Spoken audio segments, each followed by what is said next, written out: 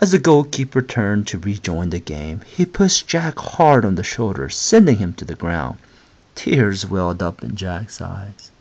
He wished he'd never come to the field. He thumped the grass with his fists. It wasn't fair.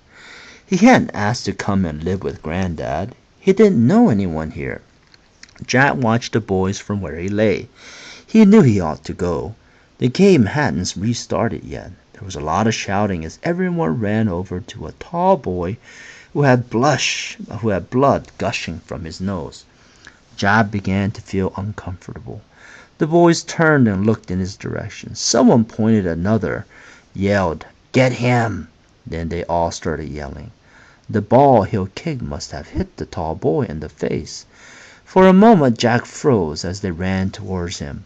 He managed to scramble to his feet and run as fast as he could towards the gate. Hot tears burned his cheeks.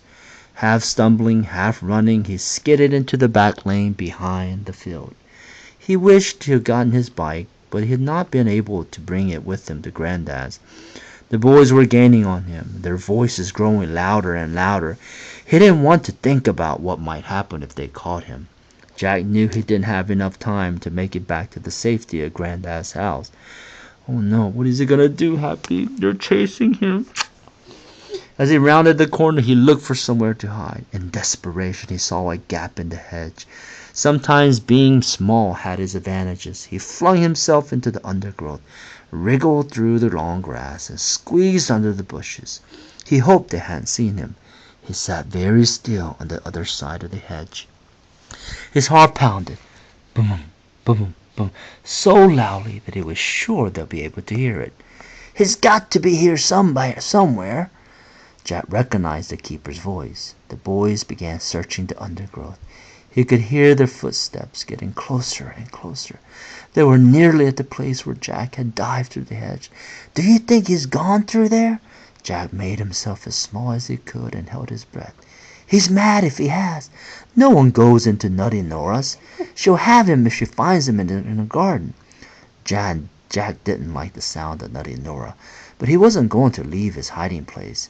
They were so close now. One of them tried parting the branches, but instead of exposing Jack, he yelled and jumped back, clutching his hands. "Ow! Now, me hands are bleeding as well as me nose. Them thorns are lethal. Come on, leave him for Nora. We'll get him another time. Let's get on with the game." The others started agreeing with the goalkeeper, but none of them moved. The tall boy with the bleeding nose and hands was still trying to peer through the leaves. "If he's got through there, he'll be cut up good and proper. Maybe he'll bleed to beep. Serve him right."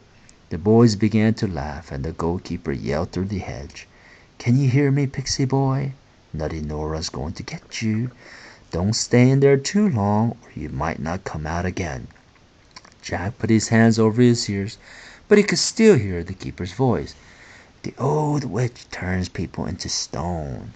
Is it too scary for you, baby?" "It's okay. Nora Nutty's not gonna get you." Jack held his breath. He didn't dare move. The sooner he could go home, the better. The boys walked away, and the shouting eventually stopped. Jack strained to listen.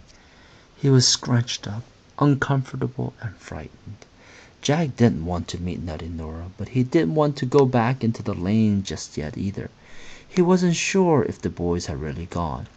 He decided to wait a while, at least until his heart stopped pounding. He looked back at the hedge he wriggled under. It was covered in long, sharp thorns.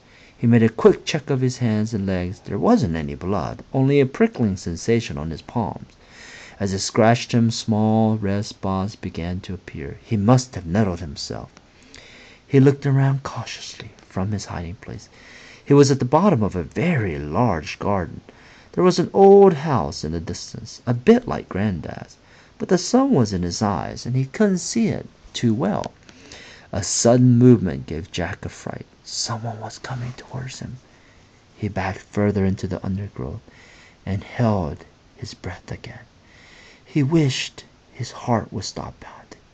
He was desperate to scratch his hands. They wouldn't stop itching, but he didn't dare move. Was this Nutty Nora? If he were found, He'll be in trouble. He was obviously trespassing.